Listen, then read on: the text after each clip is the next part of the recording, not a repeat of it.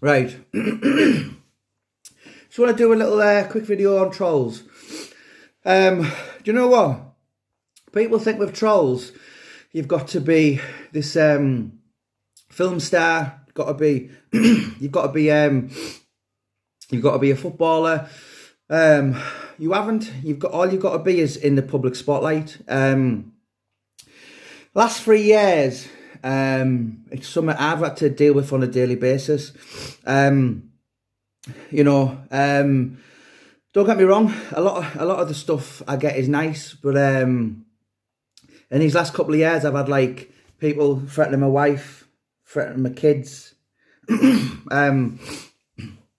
basically saying they know what school my son goes to. What else? I'm going to drive a truck for your house. I'm going to rape your wife. I hope you die of cancer. All this kind of stuff. And do you know what? It's come to the spotlight this week because a young kid was sending Ian Wright a load of nasty messages, saying nasty. It was worse than that. There were, it was some despicable stuff like the worst kind of racism possible. This was on Instagram, I think. He was a young kid, and basically handed himself into the police a couple of days ago. Now that's that kid's life ruined. There's three things in life you shouldn't be convicted for: sex offences, racism, and drugs. Do you know what? So that this kid who was a school kid is obviously just ruined his whole life. And you know what? It's when I started getting it really bad, I turned to people like I've got a few friends in the media spotlight.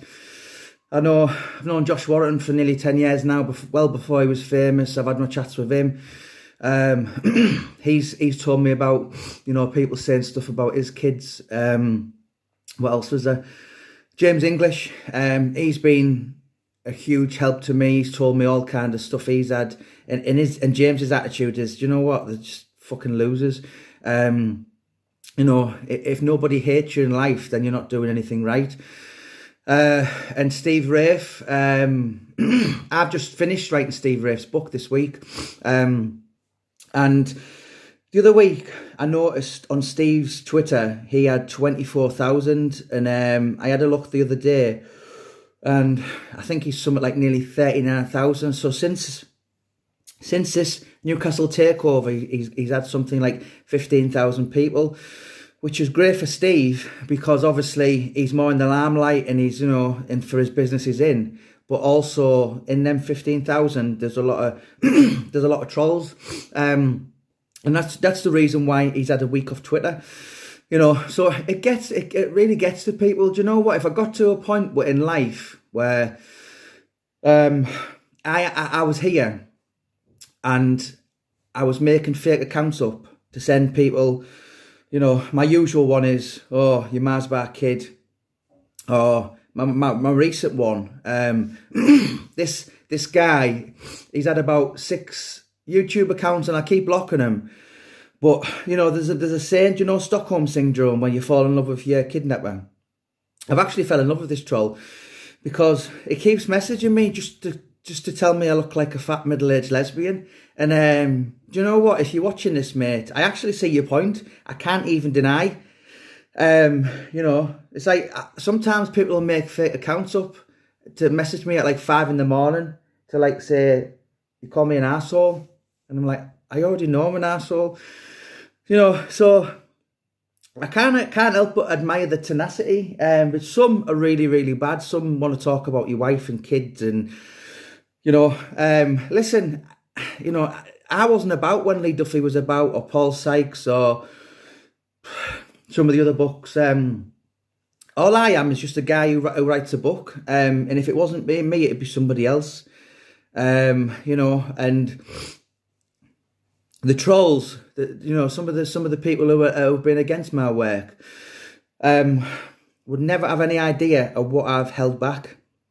I've held so much back. I've had on record, particularly for the Lee Duffy books as well. I spoke to everyone. you know, and if I haven't spoke to them, they've declined, but I have reached out to everyone. And I kept so much back because of the family. I didn't want them reading that, you know, and not many people would have done. But it's sad that we're in the 21st century these days, and you know, I think it should get to a point where it should get to a point where you need a passport or you know, to have your social media account, where you need like a driver's license, you need a birth certificate or something, because you know what, people are killing themselves over this, and I don't take myself too seriously. Anyone who knows me, I'm the first one to take the piss out myself. You know, it's the best form of defence. I've sat with Steve Rafe, and do you know what? And he said, you know what, kill him with kindness. So when they're messaging me saying, oh, you fat blah, blah, blah, and all that, I've been like, oh, all right, mate, I'm sorry and all this. And then they've actually came round and want to be my mate, you know, so there's that angle as well. But, you know, it's a really sad state of affairs we are now in the 21st century, that, you know, it's a problem, and it's not going away anytime soon. You know, I had Paul Venice. I was talking to him a couple of months back, and he was like, "Well, do I do the Duffy book, the Duffy film?" I said, "Listen, mate," I said, "if you don't do it,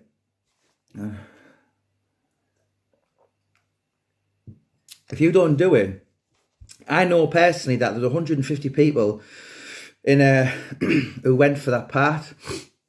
And if you don't get that, if you don't do it, there's someone from London, Manchester, Birmingham. You know, I think it's fate. Listen, if I could become an actor and I was given my first role as a paedophile, I'd take it. You know, so what an actor for Paul Venice. What a part for Paul Venice to play than the South Bank lad. You know, because people think it's a Lee Duffy film. It's not. It's a film on the Seas. But I can assure you that when that film comes out, and it's made by Gary Fraser, who made Trainspotting 2, it's going to be massive. It'll be Leicester Square. You know, there'll be millions of pounds spent on it, and that's really going to be life changing for Paul. You know, he's hasn't got any, you know, he's not loaded by any means. He still lives in South Bank, so to have his first part as Lee Duffy in his first acting role, you know what, people would give their limbs for that. And I speak to Paul often, and I said, you know what, I don't think you realise what you've been offered. You know, and it's nice because Paul's a really humble guy, very likeable.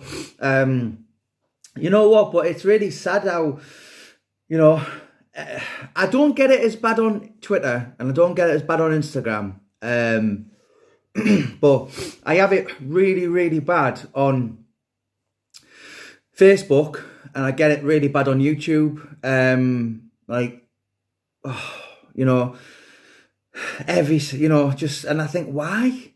You don't even know me. There was one guy, I won't mention his name, but he was slagging me off on YouTube. It was a guy called Bill from Billingham, and I tracked him down, and I said, "Why are you messaging me? Why are you saying all that?" You know, I was, God, if you think of the worst things you could be called, I was that.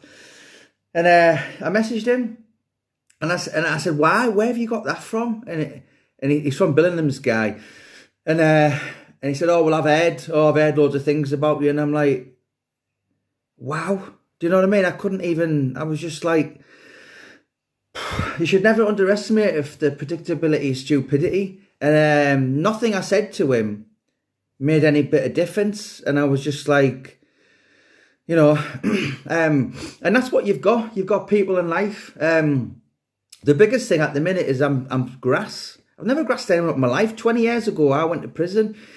Anyone who knows me this, and the police said, "Tell us who your mates are." And Jimmy Watson said to me, "Oh, you know, go guilty, you'll get 6 to 9 months." I kept my mouth shut, and I got 18. I was a daft young lad. Big fight in the Middlesbrough town centre, was in the papers and everything. 15 of us. I was going to got pulled out.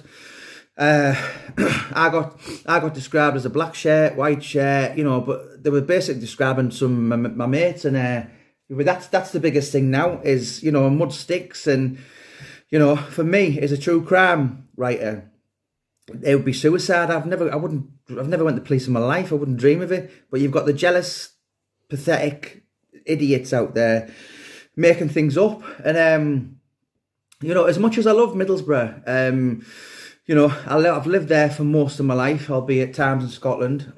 But as much as I do like the place, it has a really silly mentality that, do you know what? It just pulls people down. It doesn't like to see anyone do well.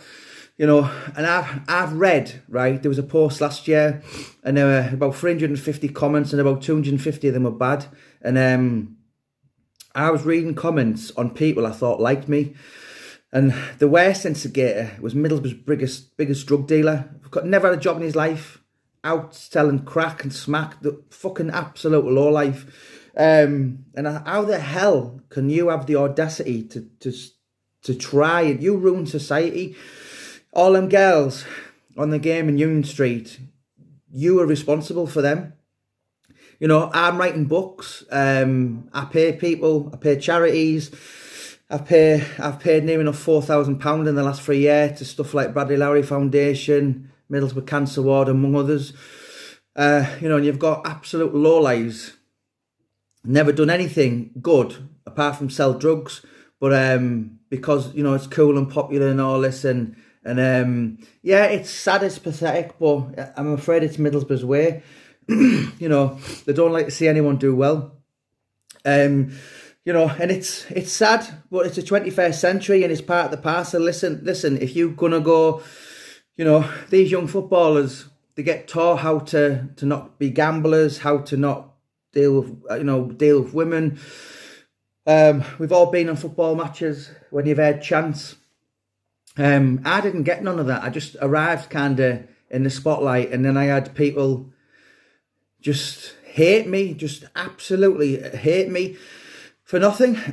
And Paul Venice said to me once, he said, "Jamie, how come everyone hates you?" And I said, hang on a minute. I said, hang on. Are these people from South Bank and blah, blah, blah? And he said, yeah. I said, they've never met me. And there's things in life that, listen, if all the best things in life were easy to get to, we'd all be doing it. It's like, anything in life worth getting for and, building a name up and becoming a somebody is hard work. It takes years of hard work, dedication. I get slated on the media, but you know what? I don't give a fuck. Do you know what? Most of them are losers, and the people who are worth anything to me know I'm quite not a bad guy. And it's not going to stop. I've had all kinds. I've had absolutely all kinds phoning me. Rah, rah, rah, I'm going to do this. I'm going to do that, and I'm like, listen, no one's bullying me. You're not going to stop me doing what I wanted. I was 40 last month, and I've got my 15th book out next month. Touch wood. There's 100 books in me. There's loads of documentaries in me. I've got a plan, and that's to really put my name, up there. Work hard for my family. There's a saying which I used for Paddy Maloney's book. Oscar Wilde, every sinner has a past, every saint has a future. Or they were one of the way rounds. But I don't write books to glorify them. If you've read Brian Cockrell's book, do you know what? One thing that jumps out in that book is regret. He could have had it all, but he fucked his chance up. He could have become the world's strongest man, but he's known for a different reason. And Brian's in his mid-50s these days, and he's got to live with that. He should have been up there with the Eddie Halls and his Jeff Capes, but he's not. And he lives with that every day. And I on a weekly basis. One week I had a 63-year-old man the other week. Really, he liked me before, and then all of a sudden he hated me. And telling me it takes 4 years to write a good book. Well, listen, I've just written 13 in 3 years. And 7 of them were bestsellers. You don't, I had one lad the other week, about 9.5 stone, 19, wanted to fight me in a park. What else was there? A 60-year-old man wanted to fight me. The day I go out and react is the day I'm all over social media, I'm in the papers, and I just can't do it anymore. I had one guy the other day messaging me, will Brian Cockle fight Mickey Theo because John Fury has pulled out? Brian's no longer into that. He's only involved in positive things. And the day I am involved or get involved in any, even arguments, I see my name being talked about all the time. And Oscar Wilde said there's only one thing worse than being talked about, and it's not being talked about. So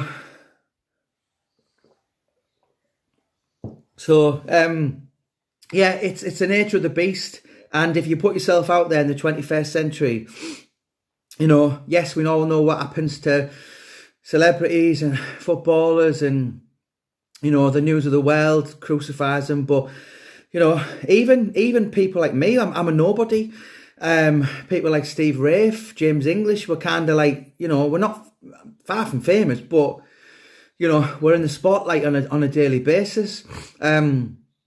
And the reality is we live in a really, really horrible world, so, yeah, it's you just got to really grow an extra thick skin.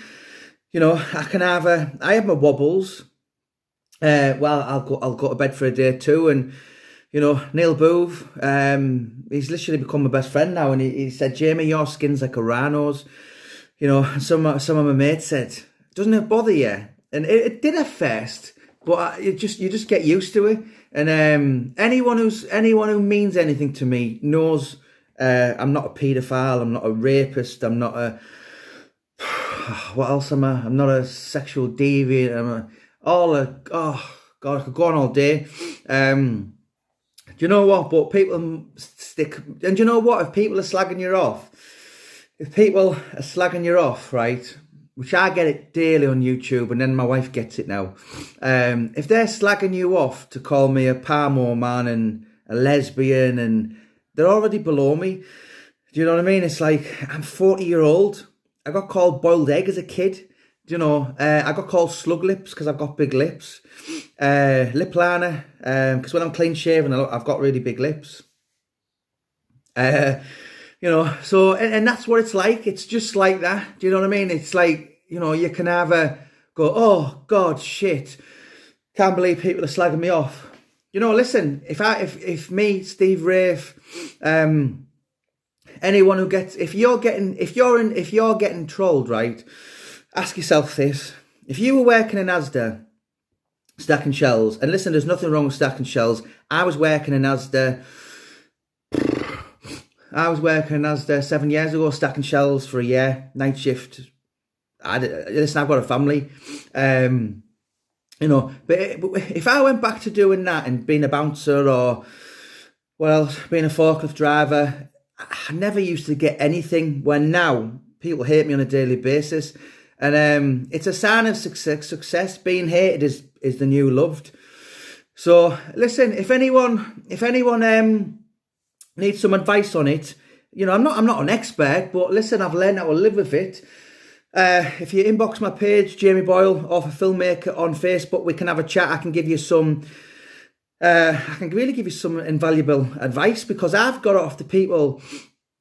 Josh Warrington. Josh Warrington's the nicest man in the world. I've known him well before he was famous. Literally just when he was pro, no one in the world knew him.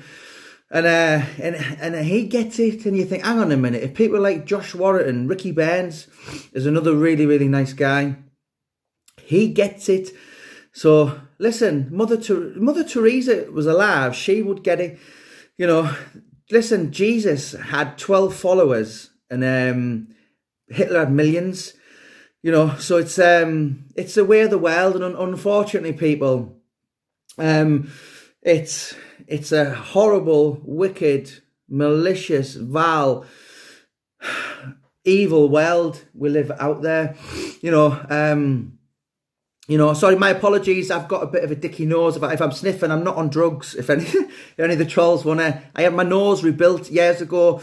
I need it doing again, but I've been putting this operation off. So yeah, if I'm ever if I sat like that, I'd be all right.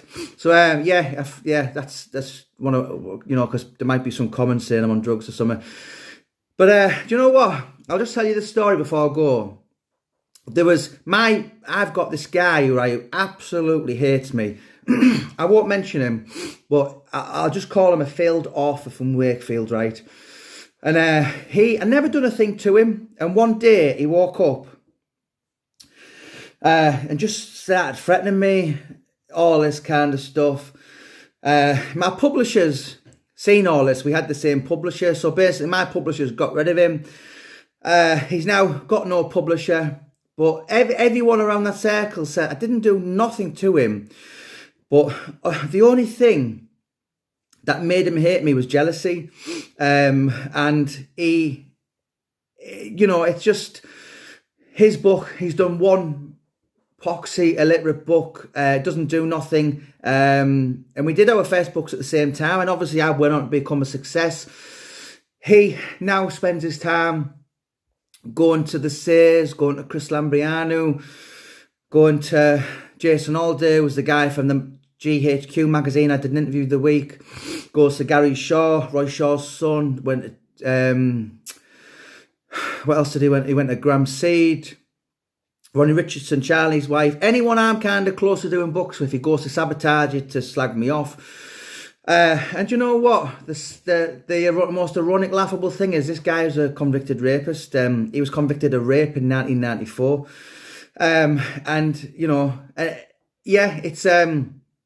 He's recovering from cancer and everything. But even though he's got his own issues in life, he still hates me every single day. He's out trying to sabotage, trying to block the things I'm doing. And it's, don't let jealousy eat you up. You know what? Listen, look at yourself. We can all sit here and think, oh God, look at him. His wife's gorgeous. He's a millionaire. People's lives aren't brilliant as what they make out. Just concentrate on yourself and you'll slowly but surely get yourselves better. Don't become mentally ill like that guy because, the cancer's not eating him, it's me. And the funny thing is, I've never done a thing to him, so, and the funny thing is, he went to the police about me, as he went to the police about other people, but the police came, seen I didn't do nothing to him and told him to go away. He's just become absolutely obsessed with me, and you know what, we can all become like that if you let it. So focus on yourself. Read Brian Cockrell says about Joe Dispenza. I follow like the Buddhist monk stuff. Don't kill a spider, because if you do something negative, it all comes back on you in life. And that's the way I try to live my life. Kind of just do good. And in 15 years' time, something, if you've helped one guy, that will come along and help. Say prayers every day. I do. So it's a horrible world we live out there, guys, but it's not going away anytime soon, and it's only going to get worse. But let me just ask you, you've got two questions, right, before I go. Two options. You can either run away and hide and never say anything, don't do nothing in life, don't become a success, just hide in the corner. Or you can get yourself out there, do something. People will call you weird and horrible and slag you and ridicule you and laugh at you.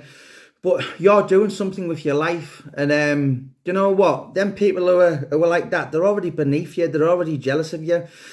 9 times out of 10, I look at my trolls and I think, you're on the dole. You're a woman beater, you take drugs every weekend. They don't even like themselves, so they're not going to like you.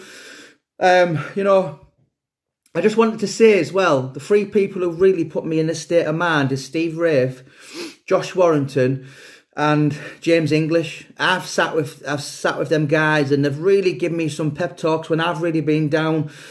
Do you know what? If it wasn't for them, they've really given me a kick on the fat backside and said, "Do you know what? Fuck them. You're better than that, and get up." And I'm going to continue to do it. So, you know what? For all you people out there, listen. I know I look like a lesbian, but there's nothing I can do about it. You know, I'm no longer the flyweight I was as a young boxer. I'm trying to lose weight. Do you know what? But if that's all you want to slag me off about, then yeah, I can live with that. Do you know what I mean? So yeah, it's you know, it's life, and we all get it. Listen, we've all got faults, you know, and you just try to do the best that we can be.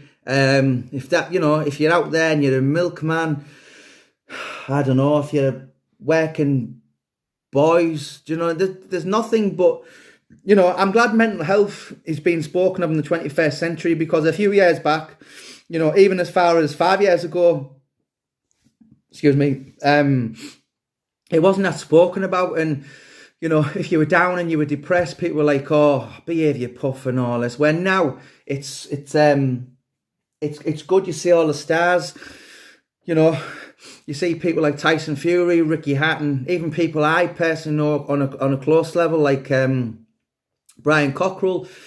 You know, if someone said he could, in his prime, he could have probably beat every man on the cobbles, then it's plausible and you could have believed it. But Brian, you know, until I dug him out about 8 months ago, he was a sorry state of a man, you know, and now he's out there. Brian gets all the trolls. If you read on YouTube, and, you know, they're all slagging him off, but, you know, they're all fake accounts. I forgot how many times I was threatened with Brian Cockrell before I become friends with him. I was threatened with Bernie Slavin. I was threatened with Freddie Flintstone. All fake accounts. James English said to me the other day, "Jamie, they're just mad losers." And you know what? If you've got that in you where you think, "Do you know what? Hey, fuck you, I'm going to be someone," then you won't go far wrong, guys. So love yourself, because no one will love you unless you love yourself. So do good around you. Remember, it's your wives, it's your sisters, your sons. They're the people who matter. It's not people like Borough Lad 1969 or who else? Bruno 61 on YouTube. Do you know what I mean? They're nonsense. They're not real people. They're fake people. They're pathetic. And you know what? They're the people of all should really take a grasp at this interview. So listen, guys, have a great weekend. Much love. Much love to the people who hate me. Even the guy from Scotland who trolls me on a daily basis. Listen, bro, you know what? Take Jesus into your life, because on a serious note, you know what? I'm not even mocking you as well. It's not a way forward to live. You're wrapped in this negativity, right? And do you know what? If I go out today and I buy my next door neighbour a present, right? If I go and buy a box of Ferrero Rochers, and she says, "No, Jamie, it's the really expensive one for 15 quid with balls on," I can't accept that. Right? If I give her that present and she doesn't accept it, who does that present belong to? It goes back to me. So if you've got all this hate and anger towards me, you've never even met me, right? I've never even seen a picture of you, by the way. But yeah, I'm not going to mention who your name is because you're not that important, but I'm just going to give you some advice, right? You've got this anger, right? It's only ruining you, brother. Do you know what I mean? So let it go. You know, get out there, write your own book. Write your own book and slag me off. That's more positive. Listen, Donald Trump is the most powerful man in the world. He didn't have the power to stop a book being written about him. So make a documentary, make a YouTube video on me, write a book. I'm not narcissistic.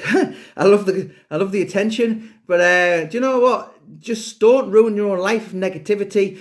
So yeah, guys, listen, just do something positive. The world's a bad place out there. It's full of paedophiles and you know, and yeah, really, really bad people. So we can all make a difference. And yeah, just start by looking at ourselves.